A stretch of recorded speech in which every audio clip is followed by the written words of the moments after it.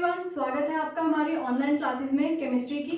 अब last topic में हमने मैटर के बारे में पढ़ा था और मैटर की स्टेट्स के बारे में पढ़ा था एंड पार्टिकल्स के अरेंजमेंट के बारे में पढ़ा था डिफरेंट स्टेट ऑफ मैटर में। ठीक है, सॉलिड के बारे में, लिक्विड और गैसियस स्टेट के बारे में। गैसियस स्टेट से रिलेटेड एक और पॉइंट हम डिस्कस करेंगे यहाँ पे, दैट इज गैसियस प्रेशर। जैसे कि हमने पार्टिकल्स के बारे में पढ़ा कि पार्टिकल्स जो होते हैं they are continuously moving, particles of gas are continuously moving. वो डिफरेंट डायरेक्शन में, रैंडम डायरेक्शंस में मूव करते हैं। तो जब वो रैंडम डायरेक्शन में मूव करते हैं तो वो एक दूसरे के साथ, एक दूसरे पार्टिकल्स के साथ plus wall of the container की वॉल्स के साथ कोलाइड करते हैं। कोलाइड करने का मतलब है टकराते हैं एक दूसरे से।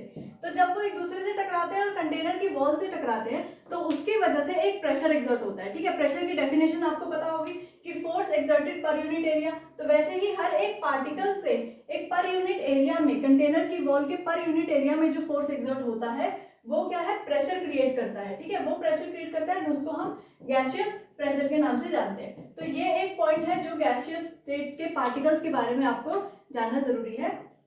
इससे आगे अगला हम टॉपिक कवर करते हैं इंटरकन्वर्जन ऑफ स्टेट्स। अब पार्टिकल, ये मैं पहले इरेज कर देती हूँ।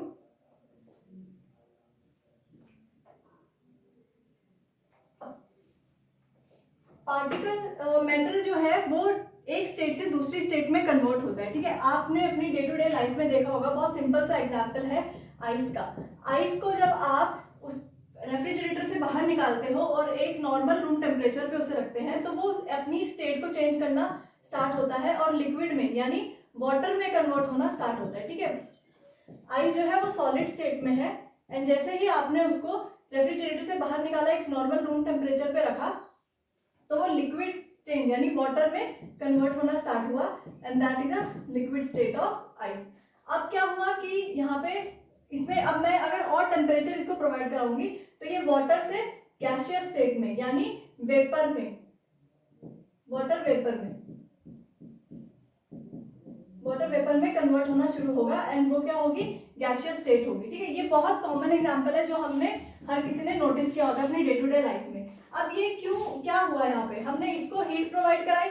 ठीक है, टेम्परेचर यहाँ पे प्रोवाइड कराया, टेम्परेचर प्रोवाइड करवाने की वजह से इसका टेम्परेचर राइज हुआ एंड वाटर पार्टिकल्स में, इसके जो पार्टिकल्स हैं उसके अरेंजमेंट में क्या हुआ, वेरिएशन आनी स्टार्ट हुई और वो स्टेट चेंज करना स्टार्ट हुआ। एंड अगेन मैंने फर्दर टेम्परेचर इसको प्रोवाइड कराया, टेम्परेचर में रेगुलरली प्रोवाइड करा रही, तो वाटर के पार्टिकल्स की जो अरेंजमेंट है वो डिफरेंट हो जाएगी और वाटर वेपर में कन्वर्ट होना स्टार्ट हो जाएगा। तो यहाँ से हमें ये पता लगता है कि मैटर जो है वो एक स्टेट से दूसरी स्टेट में कन्वर्ट होता है। अब फैक्टर्स कौन कौन से डिपेंड करते हैं, अब हमने पढ़ना है फैक्टर्स के बारे में। कौन से फैक्टर्स हैं जिनकी वजह से एक मैटर जो है अपनी एक स्टेट से दूसरी स्टेट में जाता है। ठीक है, तो एक हो गया हमारे पास टेम्परेचर। टेम्परेचर रिस्पॉन्सिबल होता है किसी भी मैटर की चेंज ऑफ स्टेट में। Second, pressure. ठीक है, तो टेम्परेचर और प्रेशर ये दो फैक्टर्स हैं जो रिस्पॉन्सिबल होते हैं कि एक मैटर अपनी एक स्टेट से, यानी सॉलिड है तो सॉलिड लिक्विड में कन्वर्ट होगा, लिक्विड है तो लिक्विड गैसियस स्टेट में कन्वर्ट होगा। ठीक है, तो इससे आगे हम पढ़ते हैं कि कैसे टेम्परेचर जो है रिस्पॉन्सिबल है चेंज ऑफ स्टेट में।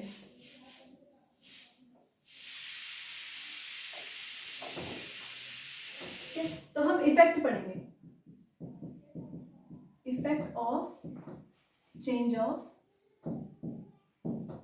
टेम्परेचर। ठीक है, तो सबसे पहला पॉइंट जो हमने पढ़ा था कि पार्टिकल्स जो होते हैं दे आर कॉन्टिन्यूसली मूविंग। मैं बार बार वही आपको पहला पॉइंट जो मैंने पहले लेक्चर में आपको समझाया था वही पॉइंट मैं रिपीट कर रही हूँ क्योंकि वही एक पॉइंट ऐसा है जिनसे सारा पूरा चैप्टर जो है रिलेटेड है। ठीक है, तो हमने स्टार्टिंग में पढ़ा कि पार्टिकल जो होते हैं they are continuously moving. Continuously moving है, it means they possesses kinetic energy, kinetic energy possess कर रहे हैं। और फर्स्ट पॉइंट में ही मैंने आपको बताया था कि काइनेटिक एनर्जी जो है वो टेम्परेचर के डायरेक्टली प्रोपोर्शनल है, यानी टेम्परेचर को मैं इंक्रीज कराऊंगी तो काइनेटिक एनर्जी भी इंक्रीज होगी। With increase in temperature kinetic energy in the particle among the particle also increases. अब क्या हुआ कि दो पार्टिकल्स थे, दो पार्टिकल एक दूसरे से स्ट्रॉन्ग फोर्सेस ऑफ अट्रैक्शन से कनेक्टेड थे, एक दूसरे से बॉन्ड में थे। तो जैसे ही मैंने काइनेटिक एनर्जी उसमें यानी टेम्परेचर राइज कराया, टेम्परेचर के राइज से काइनेटिक एनर्जी इंक्रीज हुई। क्या हुई? काइनेटिक एनर्जी इंक्रीज हो गई। काइनेटिक एनर्जी के इंक्रीज होने से पार्टिकल्स के बीच में मोशन और ज्यादा आने लगा। दे स्टार्टेड मूविंग विग्रसली, और ज्यादा मूव करने लगे, जिसकी वजह से जो फोर्सेस ऑफ अट्रैक्शन है, फोर्सेस ऑफ अट्रैक्शन है वो ब्रेक होने शुरू हुए बिटवीन दी पार्टिकल्स। दो पार्टिकल्स के बीच में जो फोर्सेस ऑफ अट्रैक्शन थे वो ब्रेक होने स्टार्ट हो गए। ऑब्वियसली बात है कि अगर कोई अगर क्लास में टीचर नहीं है तो स्टूडेंट जो है वो रैंडम डायरेक्शंस में इधर उधर भागना स्टार्ट करेंगे, शरारत करना शुरू करेंगे। टीचर के आने से दे विल स्टेबल, वो एक जगह पे स्टेबल हो जाएंगे। ठीक है, तो क्या है, टीचर वहां पे एक फोर्सेस ऑफ अट्रैक्शन का रोल प्ले कर रहे हैं, उनके होने से स्टूडेंट सब जगह अपनी पोजीशन पे स्टेबल है। तो क्या हुआ कि जैसे ही मैंने टेम्परेचर राइज कराया तो काइनेटिक एनर्जी इंक्रीज हुई। काइनेटिक एनर्जी इंक्रीज होने की वजह से पार्टिकल रैंडम डायरेक्शन, दूसरी डायरेक्शन से एक दूसरे से दूर होना शुरू हुए, एंड उनके बीच में जो फोर्सेस ऑफ अट्रैक्शन था वो क्या हुआ, ब्रेक होना स्टार्ट हो गया। ब्रेक होना स्टार्ट हुआ। अब क्या हुआ, फॉर एग्जांपल अब आइस में हम समझते हैं इसको। आइस के पार्टिकल्स थे, मैंने इसको टेम्परेचर प्रोवाइड कराया एंड इनके बीच में जो है मूवमेंट होनी शुरू हुई। मूवमेंट होनी शुरू हुई तो क्या हुए, आइस जो है मेल्ट होना शुरू हुआ। आइस के पार्टिकल्स एक दूसरे से दूर दूर होने स्टार्ट हो गए। दूर दूर होते हैं तो ये वाली प्रॉपर्टी कि पार्टिकल एक दूसरे से बहुत ज्यादा दूर है और उनके बीच में इंटरमॉलिक्यूलर फोर्सेस ऑफ अट्रैक्शन कम है, तो वो किसकी प्रॉपर्टी है, वो लिक्विड स्टेट की प्रॉपर्टी है। वो लिक्विड स्टेट की प्रॉपर्टी है। इसका मतलब टेम्परेचर बढ़ाने की वजह से जो पार्टिकल्स एक दूसरे से दूर दूर हुए थे उन्होंने लिक्विड स्टेट की प्रॉपर्टी एक्वायर कर ली। यानी जो स्टेट है सॉलिड स्टेट, आइस मेल्ट होना शुरू हुआ एंड मेल्ट होना शुरू हुआ और वाटर में कन्वर्ट होना शुरू हुआ। ठीक है, अब वो टेम्परेचर, अब वो किस पॉइंट पे आगे मेल्ट होना शुरू हुआ हम वो भी नोट करेंगे। तो वो मिनिमम टेम्परेचर जहां पे आइस मेल्ट होना शुरू हुई, यानी आइस सॉलिड स्टेट से लिक्विड स्टेट में कन्वर्ट होना शुरू हुई, उस मिनिमम टेम्परेचर को बोलते हैं हम मेल्टिंग पॉइंट। क्या बोलते हैं, मेल्टिंग पॉइंट। यानी minimum temperature at which solid converts into liquid at the atmospheric pressure. अब मैंने एटमॉस्फेरिक प्रेशर वर्ड यहाँ पे ऐड किया है। एटमॉस्फेरिक प्रेशर वर्ड से हमें ये पता लगता है कि हमने सिर्फ टेम्परेचर, हम अभी सिर्फ टेम्परेचर के बारे में पढ़ रहे हैं कि कैसे टेम्परेचर के चेंज होने की वजह से स्टेट चेंज हुई है। यहाँ पे प्रेशर का कोई रिलेशन नहीं है। जो नॉर्मल एटमॉस्फेरिक प्रेशर है, यानी एटमॉस्फेयर में प्रेजेंट जो एयर है, उस एयर के वजह से जो प्रेशर एक्सर्ट हो रहा है एक मैटर में, उसमें कोई चेंज नहीं है, वो नॉर्मल है। वो जैसे हम पे एक्सर्ट हो रहा है वो हर किसी पे इक्वली एक्सर्ट होता है। अगर वो प्रेशर चेंज करेंगे तो उसे वो डिफरेंट इफेक्ट शो करेगी। यहाँ पे सिंपल हमने क्या पढ़ा है कि टेम्परेचर के वजह से जो चेंज आया है सॉलिड स्टेट में लिक्विड स्टेट में, लिक्विड स्टेट के अंदर, सॉलिड स्टेट से लिक्विड स्टेट के अंदर, वो हमने पढ़ा है। ठीक है, तो melting point is the minimum temperature at which solid converts into liquid at the atmospheric pressure. और इस पूरे प्रोसेस को क्या बोलते हैं, melting, conversion of solid into, conversion of solid into liquid is known as melting। और जो minimum temperature है जिसपे सॉलिड लिक्विड में कन्वर्ट होना शुरू हो जाता है एटमॉस्फेरिक प्रेशर में, वो है मेल्टिंग पॉइंट। ठीक है, अब देखिए, अब दूसरा हम इससे रिलेटेड एक पॉइंट और पढ़ते हैं कि अब किसी सॉलिड ऑब्जेक्ट को, किसी भी सॉलिड सब्सटेंस को हमें मेल्ट कराना है, यानी उसके पार्टिकल्स को ब्रेक करना होगा।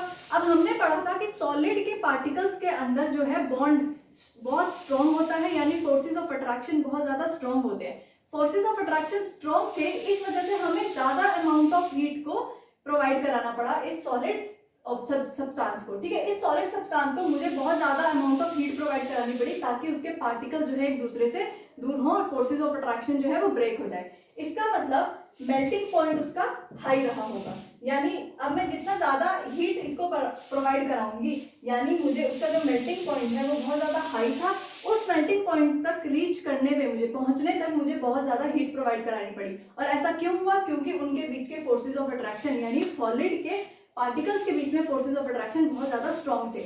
तो मेल्टिंग पॉइंट जो होता है ये हमें ये बताता है, डिटरमाइन कराता है क्या कि किसी सॉलिड के पार्टिकल्स के बीच में फोर्सेस ऑफ अट्रैक्शन कितना ज्यादा है। अगर मेल्टिंग पॉइंट कम है, इसका मतलब उन दोनों पार्टिकल्स के बीच में फोर्सेस ऑफ अट्रैक्शन बहुत कम है, बहुत इजीली हम उसको ब्रेक कर सकते हैं एक small amount of heat provide करा के। लेकिन forces of attraction between the particle is very strong. If it is very strong then we have to provide more and more heat to break the forces of attraction and melting point will be high. तो melting point high है, ठीक है। तो हमने अभी क्या पढ़ा यहाँ पे, प्रोसेस पढ़ा कि कैसे टेम्परेचर जो है, टेम्परेचर के चेंज होने की वजह से सॉलिड स्टेट लिक्विड में कन्वर्ट होती है, उसको प्रोसेस को हम मेल्टिंग बोलते हैं। और वो मिनिमम टेम्परेचर जहाँ पे सॉलिड स्टेट लिक्विड स्टेट में कन्वर्ट होना स्टार्ट होती है उसको हम बोलते हैं मेल्टिंग पॉइंट। और एटमॉस्फेरिक प्रेशर पढ़ा कि यहाँ पे अभी प्रेशर की कोई चेंज नहीं है, प्रेशर का कोई इफेक्ट नहीं है। जो नॉर्मल एटमॉस्फेरिक प्रेशर का इफेक्ट होता है हम सारे सब पे, जितना भी सब्सटेंसेस अर्थ के ऊपर है वो equal amount of atmospheric pressure उस पर एक्सर्ट होता है। तो यहाँ पे प्रेशर का कोई वेरिएशन नहीं है, प्रेशर नॉर्मल एटमॉस्फेरिक प्रेशर है। उसके बाद काइनेटिक एनर्जी में हमने पॉइंट पढ़ा कि काइनेटिक एनर्जी इंक्रीज होती है टेम्परेचर के इंक्रीज होने से, ठीक है। तो ये एक पॉइंट था कि कैसे सॉलिड कन्वर्ट हुआ है लिक्विड में, ठीक है। अब एक और पॉइंट हम बात करते हैं, जब आप ऑब्जर्व करेंगे, जब आप कभी एक्सपेरिमेंट परफॉर्म करते हैं, आइस को मेल्ट कराते हैं किसमें, वाटर में, तो आप देखेंगे कि जब तक पूरी आइस मेल्ट नहीं हुई उस आइस का टेम्परेचर सेम रहा, ठीक है। Although we are providing more and more heat, उसको ज्यादा से ज्यादा हीट प्रोवाइड कर रहे हैं हम कि जल्दी से मेल्ट होना स्टार्ट हो जाए, लेकिन फिर भी इसका टेम्परेचर जो है वो क्या है, कांस्टेंट है। टेम्परेचर रिमेन कांस्टेंट जब तक पूरी की पूरी आइस मेल्ट नहीं हो जाती लिक्विड में। ऐसा क्यों हो रहा है, हम तो कंटिन्यूसली हीट प्रोवाइड कर रहे हैं, फिर भी क्या हो रहा है कि आइस जो है वो क्या हो रही है, मेल्ट हो रही है, लेकिन टेम्परेचर राइज नहीं हो रहा है। ये क्वेश्चन जो है नॉर्मल क्वेश्चन है, ऐसा क्यों हुआ, ठीक है। तो वो हीट कहाँ गई, तो वो जो हीट होती है जो हम कॉन्टिन्यूसली प्रोवाइड करा रहे हैं लेकिन फिर भी टेम्परेचर राइज नहीं हो रहा है, उस हीट को हम बोलते हैं लेटेंट हीट। मैं यहाँ पे लिख देती हूँ, उस हीट को हम बोलते हैं latent heat.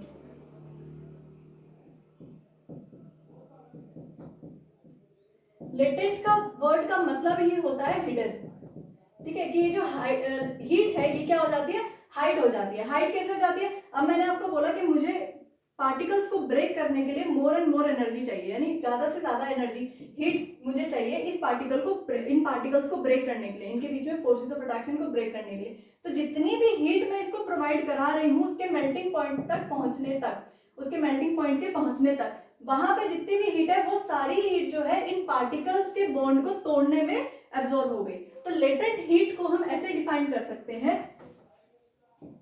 The amount of heat required to convert solid into liquid, ठीक है। तो अब क्या है कि अब हमने पढ़ा कि मेल्टिंग है, मेल्टिंग को एक और नाम से जाना जाता है, that is fusion. Melting is also known as a word fusion, ठीक है। तो इस हीट को, सॉलिड को लिक्विड में कन्वर्ट करने के लिए, एक स्टेट से दूसरे स्टेट में कन्वर्ट करने के लिए जो मुझे हीट चाहिए वो लेटेंट हीट है, लेकिन सॉलिड से लिक्विड को कन्वर्ट करने के लिए, मेल्ट कराने के लिए मुझे जो हीट चाहिए होती है that is known as latent heat of fusion, ठीक है। तो दोनों में डेफिनेशन सेम है, बस फर्क क्या है कि सॉलिड से लिक्विड में जब चेंज हो रहा है तो उस केस में जो मुझे हीट चाहिए वो कौन सी होगी, latent heat of fusion. Fusion के प्रोसेस में जो लेटेंट हीट यूज हो रही है लेटेंट हीट ऑफ फ्यूजन हो गई, ठीक है। तो ये इसकी नॉर्मल डेफिनेशन है। इसके बाद हम पढ़ते हैं कैसे लिक्विड कन्वर्ट होता है सॉलिड में। अब उसका प्रोसेस, उसकी जो वर्किंग है वो भी सेम है, ठीक है। उसमें भी यही होगा कि पार्टिकल्स जो है दे आर कंटिन्यूअसली मूविंग। अब सॉलिड के कंपैरेटिवली लिक्विड में पार्टिकल्स का जो फोर्सेस ऑफ अट्रैक्शन है वो कम होता है और स्पेस ज्यादा होता है, ठीक है। तो पार्टिकल एक दूसरे से दूर दूर होते हैं, अब दूर दूर है, फोर्सेस ऑफ अट्रैक्शन कम है, तो हम उसको ब्रेक कर सकते हैं बहुत इजीली, ठीक है। तो यहाँ पे हम ऑब्जर्व करते हैं कि हमारे पास लिक्विड है, इसके particle they are very far away from each other, ठीक है, कन्वर्ट होना शुरू होगा गैस में। अब ये इसके पार्टिकल्स और भी ज्यादा दूर है, ठीक है, हमने इसको हीट कराना स्टार्ट किया। अब जैसे ही मैं इसको टेम्परेचर प्रोवाइड कराऊंगी, यानी इसको हीट करना स्टार्ट करूंगी, तो क्या होगा, इसके पार्टिकल्स के फोर्सेस ऑफ अट्रैक्शन भी क्या होंगे, ब्रेक होने शुरू हो जाएंगे। फोर्सेस ऑफ अट्रैक्शन ब्रेक होने शुरू हुए। अब क्या है, अब आप नॉर्मल अपने घरों में देखते हैं कि आपने एक पतीली में पानी रखा एंड आप उसको गैस ऑन करते हैं, तो गैस ऑन करने के बाद एक पॉइंट ऐसा आता है जहाँ पे पानी बॉयल होना स्टार्ट हो जाता है, एंड जैसे ही वो पानी बॉयल होना स्टार्ट हो जाता है तो ऊपर की सरफेस जो है, यानी जो सबसे अपर सरफेस होगी उस पानी की, वो क्या है, भाप बन के उड़ने लग जाती है। तो भाप बन के उड़ने लगी, यानी वो उस बॉइलिंग पे, जब वो बॉयल होना स्टार्ट हुआ तब जाके वो भाप बननी स्टार्ट हुई। ऐसा नहीं कि आपने गैस ऑन करी एंड साथ के साथ वो भाप बननी स्टार्ट हो गई, नहीं। तो क्या हुआ कि वो बॉइलिंग, यानी इस पूरे प्रोसेस को हम क्या बोलते हैं, boiling, conversion of liquid into gas, ठीक है। लिक्विड को कन्वर्ट करेंगे हम गैस में by the process of boiling, ठीक है, हम इसको टेम्परेचर प्रोवाइड कराएंगे। और वो मिनिमम टेम्परेचर, अब आप उसको गैस को ऑन रखिए, कुछ देर के बाद पानी बॉयल होना स्टार्ट होता है, यानी वो अपना बॉइलिंग पॉइंट एक मिनिमम टेम्परेचर को अटेन करता है, तब जाके वो बॉयल होना स्टार्ट करता है। तो मैं बोलूंगी the minimum temperature at which liquid start converting into gas, यानी लिक्विड वो मिनिमम टेम्परेचर, वो एक लीस्ट पॉइंट ऑफ टेम्परेचर जहां पे आके वाटर यानी लिक्विड जो है वो कन्वर्ट होना स्टार्ट हो जाता है गैस में, भाप बनना शुरू हो जाता है, तो वो मिनिमम टेम्परेचर जो होगा वो क्या होगा, बॉइलिंग पॉइंट। और यहाँ पे भी मैं वर्ड एक यूज करूंगी, एट एटमॉस्फेरिक प्रेशर, यानी एटमॉस्फेयर के प्रेशर से इसका कोई लेना देना नहीं है, जितना एटमॉस्फेरिक प्रेशर नॉर्मल लग रहा है सभी सब्सटेंसेस पे अर्थ की, वो सेम रहेगा। यहाँ पे प्रेशर में हमने कोई चेंज नहीं किया, हमने सिर्फ टेम्परेचर की बात की है कि टेम्परेचर से कैसे, चेंज ऑफ टेम्परेचर की वजह से कैसे एक स्टेट दूसरी चेंज में कन्वर्ट होती है, ठीक है। अब यहाँ पे भी मैं इसको कॉन्टिन्यूसली, अब सेम कॉन्सेप्ट हम इसमें पढ़ेंगे कि जैसे मैं इसको कॉन्टिन्यूसली हीट करा रही हूँ, जब तक पूरा पानी भाप में यानी पूरा पानी गैस में कन्वर्ट नहीं हो जाता, तब तक इसका भी जो टेम्परेचर है वो क्या रहेगा, कांस्टेंट रहेगा, चेंज नहीं होगा, ठीक है। तो अब वो हीट कहाँ जा रही है, अगेन वो क्या है, वो हीट कहाँ है, that is known as latent heat, उस हीट को भी हम बोलेंगे लेटेंट हीट, ठीक है। बॉइलिंग को हम वेपोराइजेशन के नाम से भी जानते हैं, ठीक है। वेपोराइजेशन, इवेपोरेशन जो एक नॉर्मल फिनोमिना है, हम डे टू डे लाइफ में देखते हैं। तो लेटेंट हीट, अब लिक्विड को वाटर में कन्वर्ट करने के लिए जो हीट एब्जॉर्ब होती है वो लेटेंट हीट होगी, और लेटेंट हीट ऑफ वेपोराइजेशन होगी, ठीक है। It is known as the latent heat of vaporization, ठीक है। तो वो मिनिमम अमाउंट ऑफ हीट, वो amount of heat which is required to convert 1 kg of liquid into gas at its boiling point at atmospheric pressure is known as latent heat of vaporisation, ठीक है। तो क्या है, ये एक hidden heat है जो इन पार्टिकल्स को ब्रेक करने में, इन पार्टिकल्स के फोर्सेस ऑफ अट्रैक्शन को ब्रेक करने में एब्जॉर्ब हो जाएगी, ठीक है। उसकी अब वो एब्जॉर्ब हो गई तो टेम्परेचर की वैल्यू नहीं बढ़ेगी जब तक पूरा पानी चेंज नहीं होता भाप में, ठीक है। तो ये क्या है, लेटेंट हीट ऑफ वेपोराइजेशन। तो इससे हमने टेम्परेचर, इफेक्ट ऑफ टेम्परेचर पढ़ा कि कैसे टेम्परेचर के चेंज होने की वजह से एक सॉलिड स्टेट लिक्विड में कन्वर्ट होती है और liquid state further gaseous state में कन्वर्ट होती है, ठीक है। तो इससे अगला जो टॉपिक है,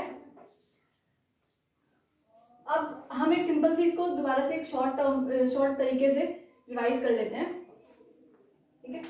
सॉलिड कन्वर्ट हुआ लिक्विड में एंड लिक्विड कन्वर्ट हुआ गैस में। तो सॉलिड से लिक्विड जब कन्वर्ट हुआ उसको हमने बोला मेल्टिंग या हमने बोला फ्यूजन, ठीक है। लिक्विड से गैस में कन्वर्ट हुआ तो हमने इसको बोला वेपोराइजेशन और इवेपोरेशन भी बोलते हैं, ठीक है। अब ये नॉर्मल साइकिल है। अब क्या है कि वापस अगर हम, ये जो साइकिल है ये रिवर्सिबल साइकिल है, ऐसा नहीं है कि सॉलिड जो लिक्विड जो गैस में चेंज हो गई वो गैस लिक्विड में वापस चेंज नहीं हो सकती, it is again a reversible process, ठीक है। आपने देखा होगा जब आप एक पतीली में पानी गर्म करते हैं उसके ऊपर एक लिड रखते हैं, ढक्कन रखते हैं, तो पानी जो है क्या है, भाप बन के उड़ना स्टार्ट होता है, लेकिन जैसे ही आप उसके ऊपर की लिड को उठाते हैं तो देखते हैं कि यहाँ पे क्या है, छोटी छोटी ड्रॉपलेट्स लगी होती है पानी की, ठीक है। तो small amount of droplet collect होना शुरू हो जाती है उस ढक्कन के ऊपर। ऐसा क्यों, देखो पतीली का जो टेम्परेचर है वो टेम्परेचर और इस ढक्कन के टेम्परेचर में क्या है, डिफरेंस है, ठीक है। ये टेम्परेचर इसका, इस लिड का टेम्परेचर जो है वो कम है एज कंपेयर टू दिस पतीली, ठीक है। इस पतीली के कंपैरिजन में इसका टेम्परेचर कम है, इस वजह से जब भाप उड़ना शुरू होती है और इस लिड के ऊपर कांटेक्ट में आती है तो वो क्या होती है, कन्वर्ट होना स्टार्ट हो जाती है, किसमें, वाटर में। तो वापस गैस जो है वो लिक्विड स्टेट में कन्वर्ट होना शुरू होती है, तो उसको बोलते हैं हम कंडेंसेशन, ठीक है। और लिक्विड जब सॉलिड में वापस कन्वर्ट होना शुरू हो जाती है उसको बोलते हैं फ्रीजिंग या सॉलिडिफिकेशन, फ्रीज होना, वापस लिक्विड जो है सॉलिड में कन्वर्ट हो गया। ये तो आप प्रोसेस देखते ही होंगे, ठीक है। उसके बाद अब क्वेश्चन अराइज होता है कि क्या डायरेक्ट चेंज होता है सॉलिड से गैस का और गैस से सॉलिड का, ठीक है। सॉलिड से डायरेक्ट गैस में कन्वर्ट होती है या गैस डायरेक्ट सॉलिड में कन्वर्ट होती है, यस। वो क्या प्रोसेस होता है, sublimation, this process is known as sublimation, ठीक है। सब्लिमेशन क्या है, conversion of solid directly into gas and without coming into liquid state. Liquid state में आए बिना ही सॉलिड जो है वो डायरेक्टली गैस में कन्वर्ट हो जाता है। It is known as sublimation. ठीक है, इससे रिलेटेड एक छोटा सा एक्सपेरिमेंट है, वो मैं आपको समझा देती हूँ। ठीक है, यहाँ पे आपने जो साइंस स्टूडेंट्स हैं उन्होंने तो ये परफॉर्म भी किया होगा 9th-10th क्लास में। ठीक है, ये एक वायर गॉज है and this is a tripod stand. ठीक है, इसके नीचे मैंने एक बर्नर लगाया एंड इस पे है china dish. This is known as china dish. ठीक है, और इसको कवर किया है एक फनल से और इसमें मैंने रखा है अमोनियम क्लोराइड। अमोनियम क्लोराइड हो गया, या आपने देखा होगा camphor.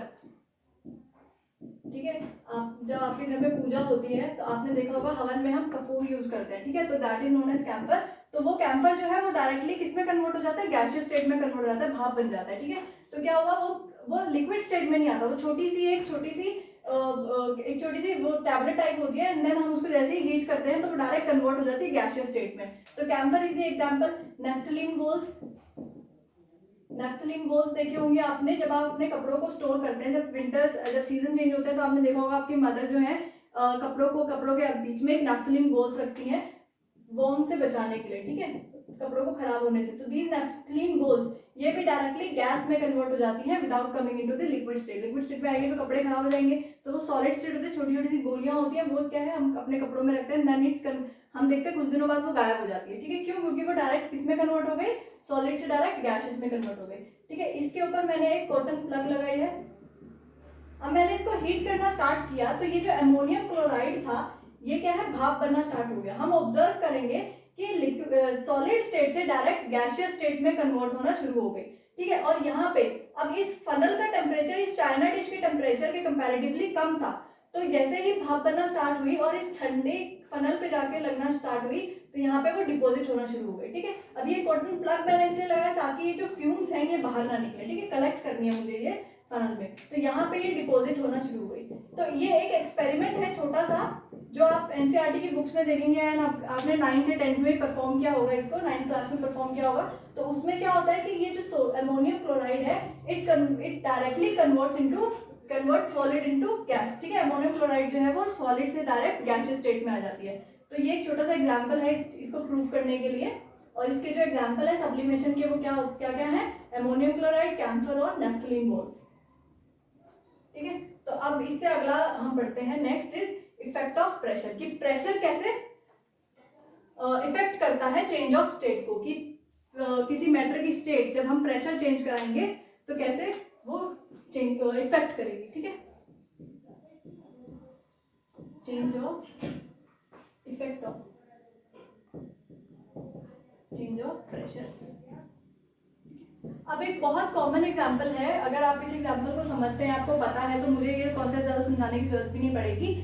It is known as LPG. LPG देखिए आपने, लिक्विफाइड पेट्रोलियम गैस। जितने भी गैस सिलेंडर्स में हम यूज करते हैं वो क्या होती है, liquefied petroleum gas. Liquefied petroleum gas का नाम ही क्या है, देखो, लिक्विफाइड पेट्रोलियम गैस। अब इसमें लिक्विड वर्ड भी यूज किया है और गैस वर्ड भी यूज किया है। मतलब क्या हुआ कि ये जो पेट्रोलियम गैस होती है, लेकिन हम उसको जब सिलेंडर में, कंटेनर में स्टोर करते हैं तो लिक्विड फॉर्म में स्टोर करते हैं। अब मैंने आपको पहले कॉन्सेप्ट में बताया था कि जो गैसेस होती हैं उनके पार्टिकल्स के बीच में इंटरमॉलिक्यूलर स्पेस बहुत ज्यादा होता है, यानी पार्टिकल्स के बीच में स्पेस बहुत ज्यादा होता है। उस पार्टिकल स्पेस होने की वजह से अब आप ज्यादा अमाउंट ऑफ गैस कोई छोटे कंटेनर में तो नहीं रख पाएंगे, तो क्या करते हैं, हम उसको कंप्रेस करते हैं, गैस को कंप्रेस करते हैं। ठीक है, ये एक छोटा सा कंटेनर है, इसमें जो है गैस के पार्टिकल है, मैंने गैस को कंटेन किया हुआ है। अब मैं क्या करूंगी, यहाँ पे प्रेशर एक्सर्ट करूंगी, दिस इज अ पिस्टन। ठीक है, अब मैं यहाँ से प्रेशर एक्सर्ट करूंगी।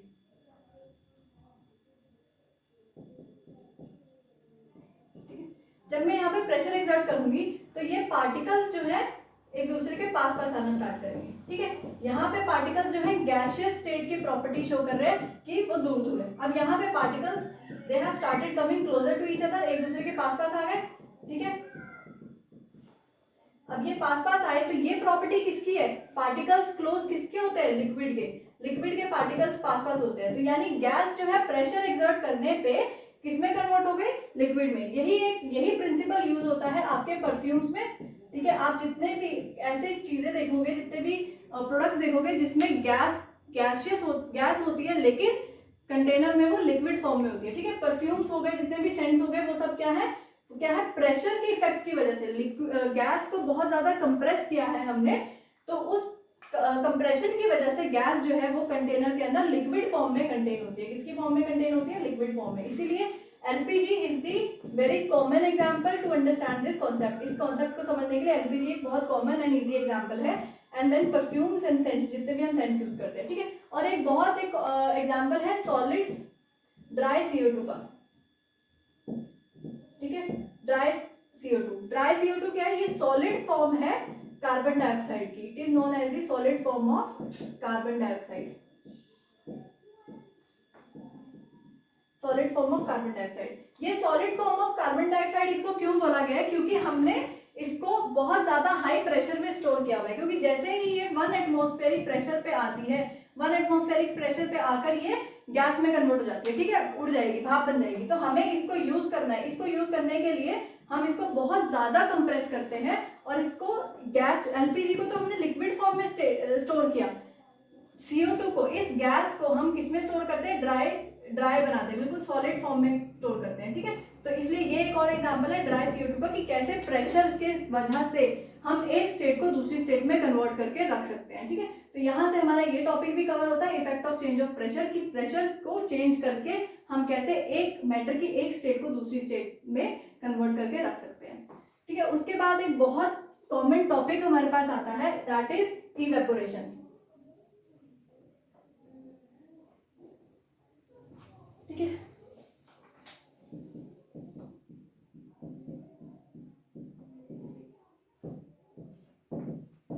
इवेपोरेशन। अब मैं आपसे एक सवाल पूछती हूँ, अभी हमने देखा कि टेम्परेचर को बदल के और प्रेशर को, ठीक है, टेम्परेचर और प्रेशर की कंडीशंस को चेंज करके मैं एक स्टेट को दूसरी स्टेट में कन्वर्ट कर सकती हूँ।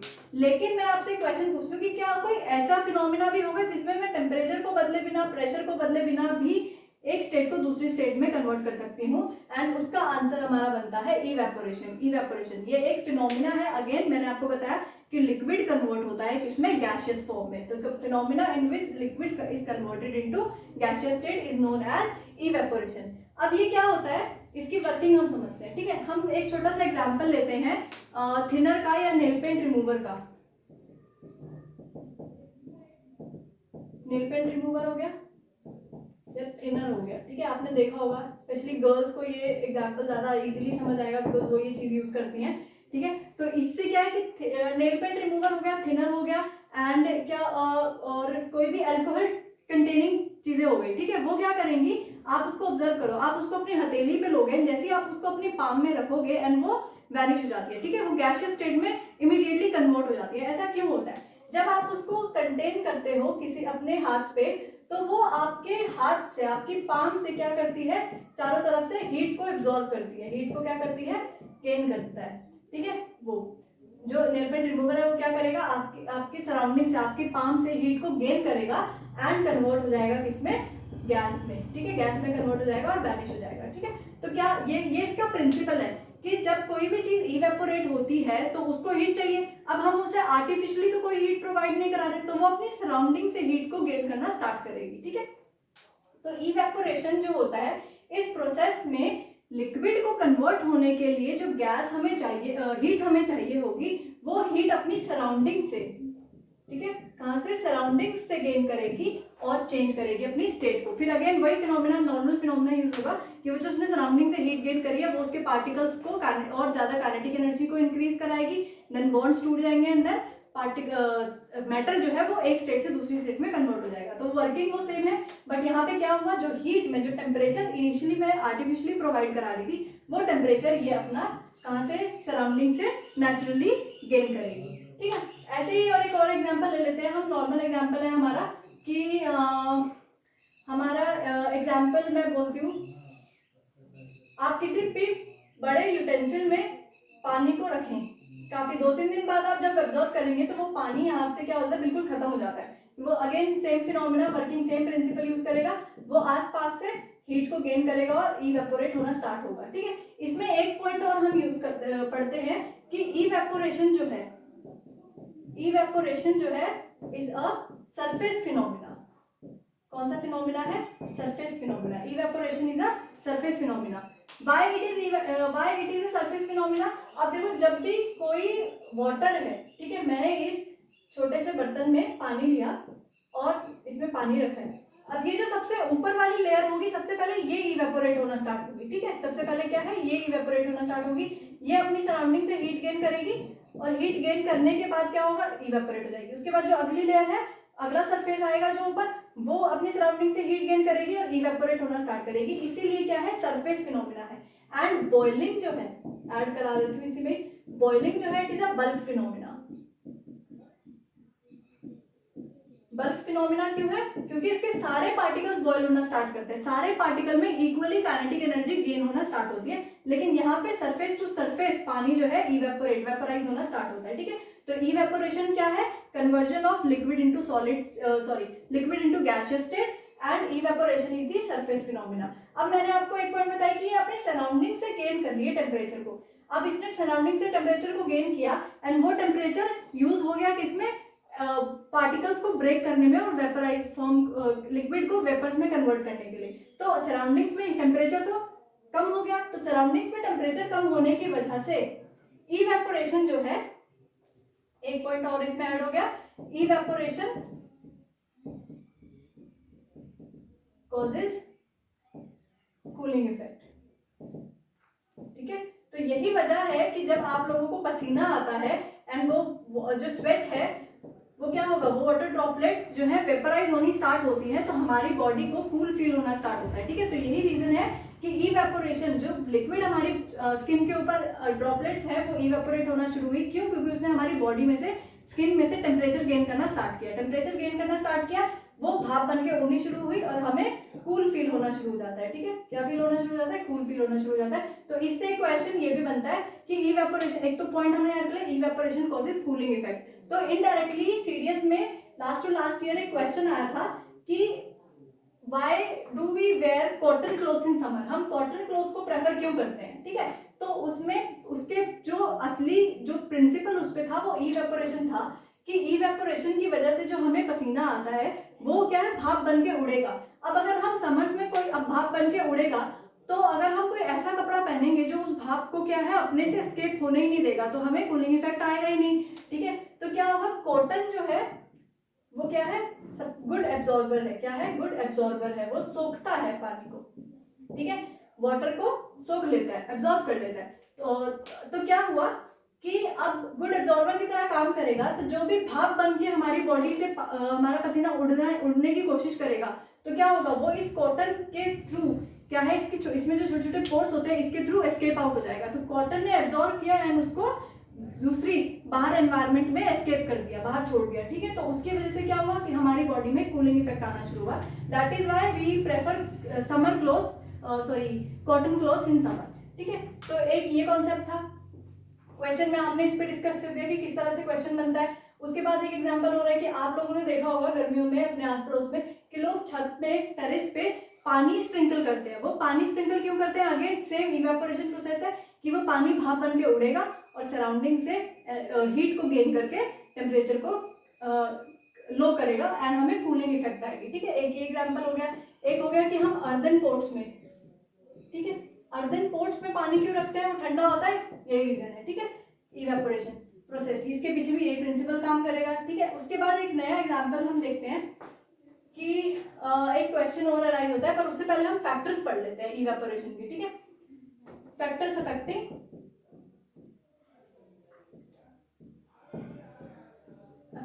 इवेपोरेशन। अब कौन कौन से ऐसे फैक्टर्स हैं जो इवेपोरेशन को अफेक्ट करेंगे, यानी इवेपोरेशन के रेट में होने में हमें क्या करेंगे, रिस्पॉन्सिबल होंगे। ठीक है, पहला फैक्टर जो है वो है surface area. Surface area, surface area में हम एक एग्जांपल पढ़ते हैं कि जब भी हम कोई, अच्छा अगर हम एक छोटे से बाउल में हमने पानी रखा, और एक बड़े से बाउल में हमने पानी रखा, ठीक है।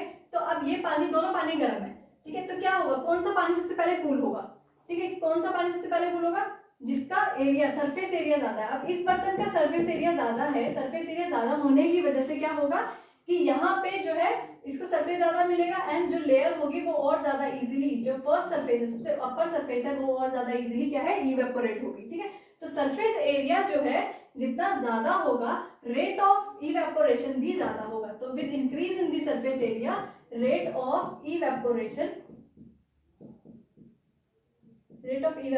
इंक्रीजेस। तो ठीक है, ये एक पहला फैक्टर है।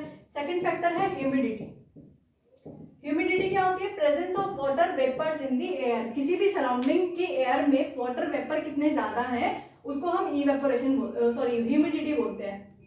अब देखिए, अगर आपने बारिश के मौसम में से ह्यूमिडिटी के मौसम में आप अपने कपड़े सुखाते हैं तो देखेंगे कि उनको सूखने में ज्यादा टाइम लगता है as compare to sunny day. जिस दिन हवा ज्यादा होती है, जिस दिन धूप ज्यादा होती है, उस दिन कपड़ा इजीली सूखता है एज कम्पेयर टू ह्यूमिडिटी वाले दिन, ठीक है। तो कैसे क्या होगा कि उस एयर में ऑलरेडी वाटर वेपर्स हैं, तो जब उसमें वाटर वेपर ऑलरेडी हैं तो अपने जो आपके जो क्लोथ्स होंगे उसमें से जो वाटर वेपर हैं वो एयर में क्या है, इवेपोरेट होकर नहीं जाएंगे। तो जाएंगे बट बहुत कम रेट से जाएंगे, ठीक है। तो ह्यूमिडिटी क्या है, ह्यूमिडिटी की वजह से जितनी ज्यादा ह्यूमिडिटी होगी, रेट ऑफ इवेपोरेशन क्या है, वो कम होगा, ठीक है। तो ये क्या है, इनवर्सली प्रोपोर्शनल है एंड ये जो है surface area directly proportional to the rate of evaporation, humidity is inversely proportional to the rate of evaporation. Third is wind.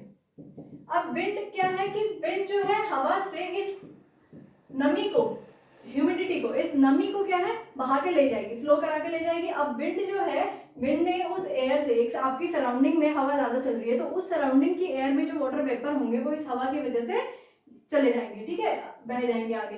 तो क्या होगा कि अब आप अपने क्लोथ सुखाते हैं तो उस जगह पे अब क्या, ह्यूमिडिटी कम हो गई, नमी कम हो गई विंड की वजह से, तो क्या हो गया, रेट ऑफ इवेपोरेशन बढ़ गया, रेट ऑफ इवेपोरेशन बढ़ गया। तो this is directly proportional again, ठीक है। तो विंड क्या है, विंड जितनी ज्यादा होगी, हवाएं जितनी ज्यादा तेज चलेंगी उतनी ज्यादा इजीली आपके कपड़े सूखेंगे क्योंकि रेट ऑफ इवेपोरेशन बढ़ जाता है। Fourth point is temperature. अब टेम्परेचर अगेन, जितना ज्यादा अच्छा सूरज होगा, जिस दिन ज्यादा सनी डे होगा, जितनी ज्यादा अच्छी सनलाइट होगी, टेम्परेचर उतना ज्यादा हाई होगा। टेम्परेचर बढ़ने से क्या होगा, रेट ऑफ इवेपोरेशन भी इंक्रीज होगा, ठीक है। तो ये क्या है, these are the 4 factors which are responsible for the rate of evaporation.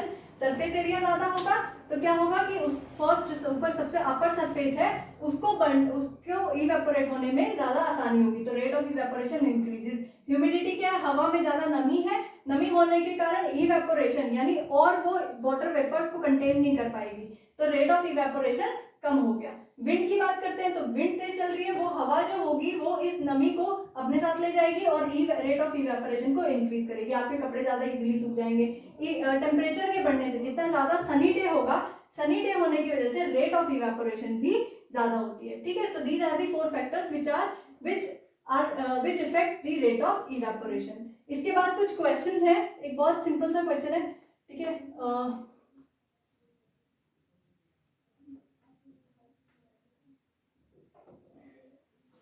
अब हम देखते हैं कि कभी जब भी हम किसी आइस कोल्ड वाटर को ग्लास में कंटेन करते हैं, ठीक है, इसमें आइस कोल्ड वाटर है, आइस वाटर है, ठीक है। इस आइस वाटर को जब भी मैं ग्लास में लूंगी, इसके सराउंडिंग्स में आप देखेंगे, इस ग्लास के सराउंडिंग्स में देखेंगे छोटे छोटे वाटर ड्रॉपलेट्स कलेक्ट हो जाते हैं, ठीक है। क्या कलेक्ट हो जाते हैं, वाटर ड्रॉपलेट्स। ऐसा क्यों होता है, क्या रीजन है इसके पीछे, ठीक है। अब क्या है कि इस ग्लास का टेम्परेचर बहुत कम है क्योंकि इसमें आइस कोल्ड वाटर है, लेकिन जो सराउंडिंग में एयर है उसका टेम्परेचर इस आइस कोल्ड वाटर के कंपैरेटिवली क्या है, ज्यादा है, टेम्परेचर इसका ज्यादा है। तो इस ज्यादा, जैसे ये एयर जो है इस कोल्ड वाटर के ग्लास के सरफेस पे आती है, कांटेक्ट में आती है, तो क्या होगा, अब एयर जो है, अब वही कंडेंसेशन प्रोसेस होगा यहाँ पे कि आपने देखा होगा पतीली में पानी रखते हैं तो जैसे आप ढक्कन उठाते हैं तो इस पतीली के ढक्कन पे क्या होता है, पानी थोड़ी थोड़ी वाटर ड्रॉपलेट्स होते हैं, again that process is known as condensation. तो इस यहाँ पे क्या होगी, कंडेंसेशन होगी, वो एयर के जो वाटर, एयर में जो वाटर गैसियस फॉर्म में वाटर कंटेंट था, कैरी करा हुआ था एयर ने, वो जैसे इस ग्लास के कांटेक्ट में आएगी उसका टेम्परेचर गिरेगा और क्या होगा कि वो वाटर ड्रॉपलेट्स अगेन वाटर में कन्वर्ट हो जाएगी, ठीक है। तो इससे यहाँ पे कंडेंसेशन प्रोसेस होगा, ठीक है। तो इस तरह से कुछ क्वेश्चंस हैं यूपीएससी में, सीडीएस के एग्जाम्स में आते हैं, ठीक है। वन लाइनर क्वेश्चन नहीं आते हैं, वन लाइनर क्वेश्चन जो एफकेट और आईएनईटी के अकॉर्डिंग होंगे वो चैप्टर वाइज हम पढ़ते रहेंगे। इसमें जो भी डाउट आपको होगा वो डाउट्स आप हमें व्हाट्सएप के थ्रू या अपने किसी जीमेल के थ्रू आप हमसे कांटेक्ट कर सकते हैं, ठीक है। हम time to time regular lectures आपको प्रोवाइड कराएंगे, डाउट सेशंस प्रोवाइड कराएंगे, और डाउट सेशन से आपको फ़ायदा ये होगा, हम प्रेफर करेंगे कि आप ज़्यादा से ज़्यादा डाउट सबसे पूछें। क्या होगा कि अगर आप एक बच्चा एक डाउट पूछ रहा है तो हम उस एक बच्चे को अपना पूरा डाउट लेक्चर प्रोवाइड कराएंगे। उससे क्या होगा कि उसको नॉलेज होगी कि मैंने एक क्वेश्चन सोचा, सिर्फ एक क्वेश्चन सोचा, लेकिन मेरे पास 10 अलग तरह के क्वेश्चन आए उस सेम टॉपिक पे, ठीक है। तो वो 10 अलग तरह की नई चीज़ों को लर्न करेगा सिर्फ एक टॉपिक के बारे में। तो ये आपके लिए प्लस पॉइंट हो जाएगा, ठीक है। तो ज़्यादा से ज़्यादा डाउट्स पूछिए। चैप्टर से रिलेटेड कोई डाउट आता है तो आप हमें कांटेक्ट कर सकते हैं। Thank you.